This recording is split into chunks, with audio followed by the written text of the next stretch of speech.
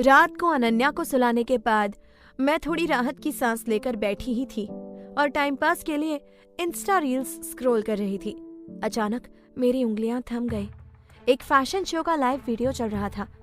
बस एक झलक और जैसे मेरे पैरों तले जमीन खिसक गई। वो चेहरा। मैं झटके से उठ बैठी और आंखें फाड़कर स्क्रीन को देखने लगी, लेकिन तब तक कैमरा घूम चुका था।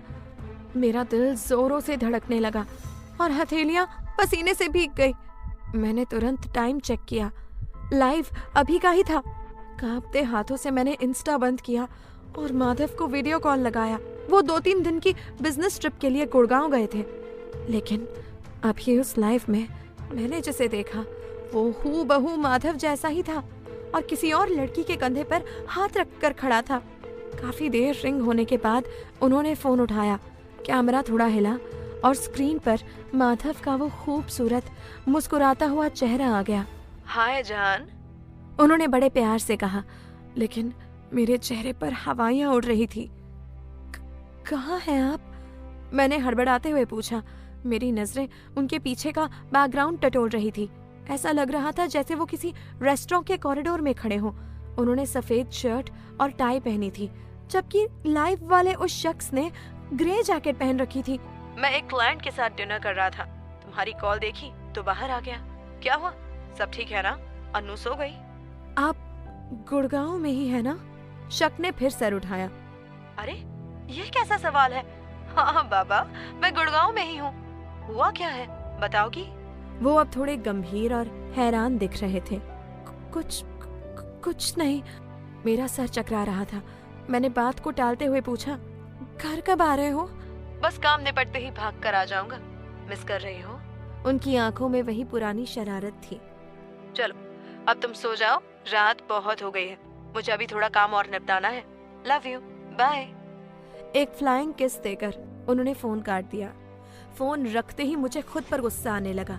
मैं भी ना खामखा शक कर रही हूँ। जब हम मिले थे, माधव एक साधारण इंसान थे, लेकिन उनका प्यार और वो कातिलाना लुक्स, मैंने दुनिया भर के रिश्ते ठुकराकर उन्हें चुना था।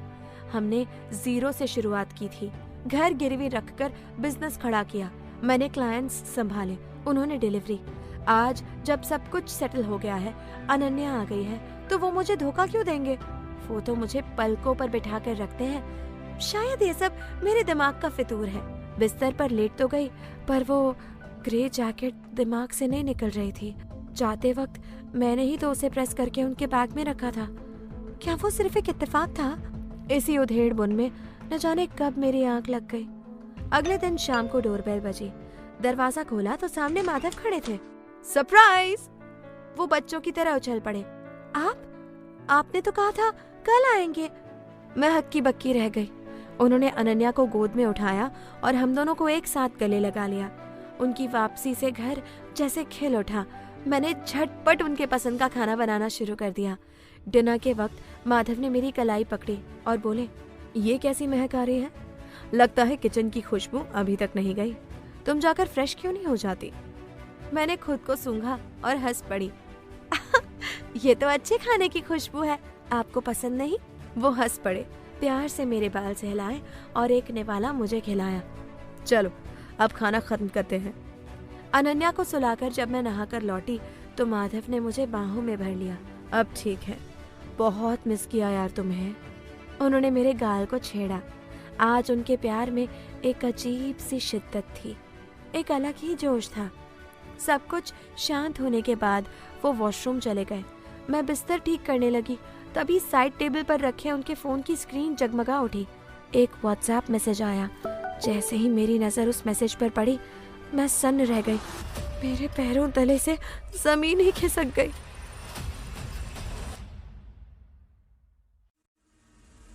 मैंने फोन उठाया ही था कि माधव आंधी की तरह कमरे में आ गए और मेरे हाथ से फोन लगभग छीन ही लिया।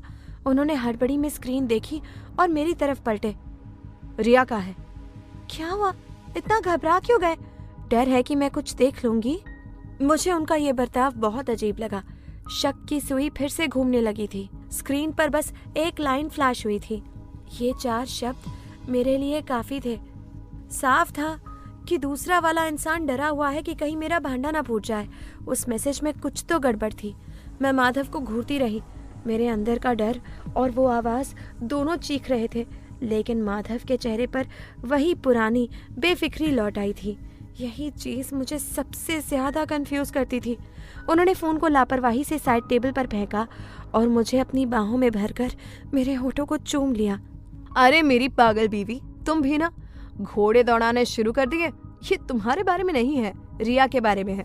वो मम्मी को उल्लू बनाकर कुछ पैसे निकलवाने के लिए मेरा यूज कर रही है। रिया,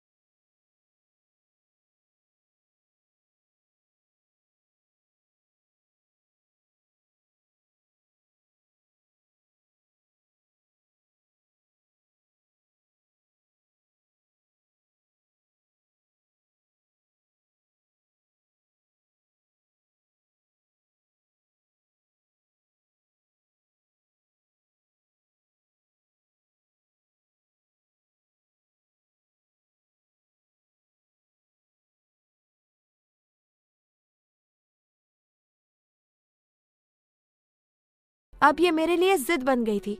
शादी के बाद से हम गुड़गांव के इसी छोटे से 2 BHK में अटके थे। मुझे घर से दिक्कत नहीं थी, पर अनन्या के लिए मुझे बेस्ट चाहिए था। वो अब प्ले स्कूल जाने लगी थी और इस इलाके में अच्छे स्कूल नहीं थे। सालों से हम पैसे जोड़ रहे थे, पर माधव हमेशा टाल देते थे। लेकिन आज जब मैंने बात छेड़ी तो उन्होंने कोई बहाना नहीं बनाया। मेरे कंधे पर हाथ रखा, माथे को चूमा और बोले, ठीक है बाबा, मैं कुछ अच्छे ऑप्शंस निकालता हूँ, फिर तुम फाइनल कर देना। मैं फूल ही नहीं समाई। एक बड़े खूबसूरत घर के सपने सजाती हुई मैं चैन की नींद सो गई। अगले दिन अनन्या को स्कूल ड्रॉप करके निकली ही थी कि रेवती का फोन आ गया। आज की हमारी जगह पर मिल, जल्दी। मैं तुरंत मान गई और टैक्सी ले ली। रेवती मेरी बेस्ट फ्रेंड कम बहन ज्यादा थी। हम एक दूसरे से सब कुछ शेयर करते थे, लेकिन उसका यूं अचानक बुलाना थोड़ा अजीब था। वो मीडिया में टैलेंट मैनेजर थी, हमेशा बिजी रहने वाली। जब मैं हमारी फेवरेट जगह चौको हेवन पहुंची तो वो कॉर्नर वाली सीट पर बैठी लैपटॉप में सर गड़ाए थी। सुबह की धूप उस पर पड़ रही थी। वो हमेशा की तरह क्लासी लग रही थी। मैं पास पहुंची तो उसने हाथ हिलाया। क्या बात है मैडम, आज बिजी नहीं हो क्या? सुबह सुबह मेरे लिए टाइम कैसे निकाल लिया? मैंने कुर्सी खींचते हुए मजाक किया। रेवती ने अपनी वही जानी पहचानी आई रोल वाली अदा दिखाई। क्यों, मुझे तेरी फिक्र नहीं हो सकती क्या? हाँ हाँ, हो सकती है, मैंने उसकी कॉफी से एक घूंट चुराते हुए कहा। पर बिजी तो तू रहती है, मैं तो वेली हूँ ना। वही तो, तुझे शर्म नहीं आती? मैं बस ये देख रही हूँ कि माधव ने तुझे लाड़ प्यार में कैसे बिगाड़ रखा है। देख, बाद में मत कहना कि मैंने बताया नहीं। आंखें खुली रख, तुझे बेवकूफ बनाना बाएं हाथ का खेल है। रेवती ने लैपटॉप से नजरें हटाकर सीधे मेरी आंखों में देखा। पता नहीं क्यों, पर उसकी आवाज में मजाक नहीं था। मेरा दिल धक से रह गया। मैंने नॉर्मल दिखने की कोशिश की। तेरा मतलब क्या है? तू पहेलियां क्यों बुझा रही है? उसने एक पल के लिए नजरें झुकाई जैसे कुछ तोड़ रही हो। फिर उसने लैपटॉप बंद किया और गंभीर होकर बोली, मैंने कुछ दिन पहले माधव को देखा था। सिर्फ और सिर्फ ट्रेंड टॉप स्टोरीज पे सब्सक्राइब करना ना भूले और हिट द बेल आइकॉन।